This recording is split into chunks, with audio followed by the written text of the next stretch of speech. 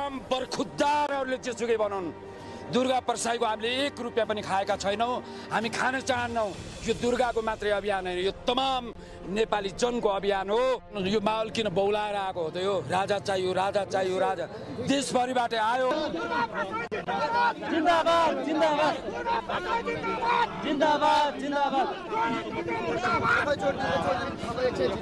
हेर्नु भयो होला, सुन्नु पनि भयो होला, यो स्थितिसम्म कहाँदेखि भयो र कसरी भयो भन्ने कुरामा हामी अलिकति डिस्कसन गर्नेछौँ।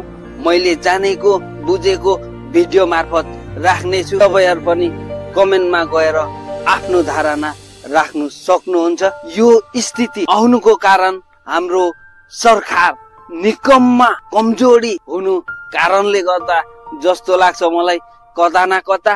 अनि देशलाई यहाँसम्म पुर्याउनुमा कता न कता हामी जनताहरूको पनि हात छ जस्तो लाग्छ। सम्पूर्ण दाजुभाइ दिदीबहिनीहरूलाई कस्तो लाग्छ जस्तोको तस्तै कमेन्टमा गएर आफ्नो धारणा राख्नु सक्नुहुन्छ। अहिलेको आन्दोलनमा पत्रकार मर्यो, पत्रकारको फ्यामिलीमा के बित्यो भन्ने कुरा कुलले रिस्पोन्स लिने। अहिले हामी जनताहरू रोडमा हामी आएर अब उब्रिन्छौँ।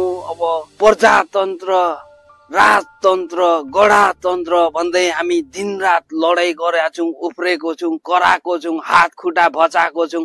आफैमा आफै घाइते भएर हामीलाई बाँचिन्जेलसम्मलाई हामीलाई त्यो दुःख सस्ती हामीले नै बेहोर्नु पर्ने स्थिति आएको छ। 62-63 को आन्दोलन पनि 19 दिन भएको हो। त्यतिखेर पनि हामीले राजतन्त्र फेकेर गणतन्त्रलाई ल्याउनुलाई राजतन्त्र मुर्दाबाद भन्दै हामी उफ्रेकै हो। अहिले फेरि हामी गणतन्त्र भन्दै उफ्रिरहेछौँ। मलाई लाग्छ अहिले देशलाई कहाँ न कहाँ यहाँ पुर्याउनुमा जनताहरूको पनि ठुलो हात छ।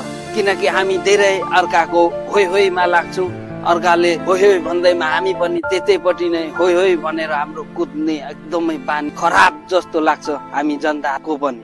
यो जिन्दाबाद त्यो जिन्दाबाद भन्नुभन्दा पनि कुरा बुझौँ पहिला कुन मान्छे कहाँदेखि आएको हो भन्ने कुरा। अब यो फोटो हेरेर पनि तपाईँहरूले बुझ्नु होला, अनुसन्धान गर्नु होला।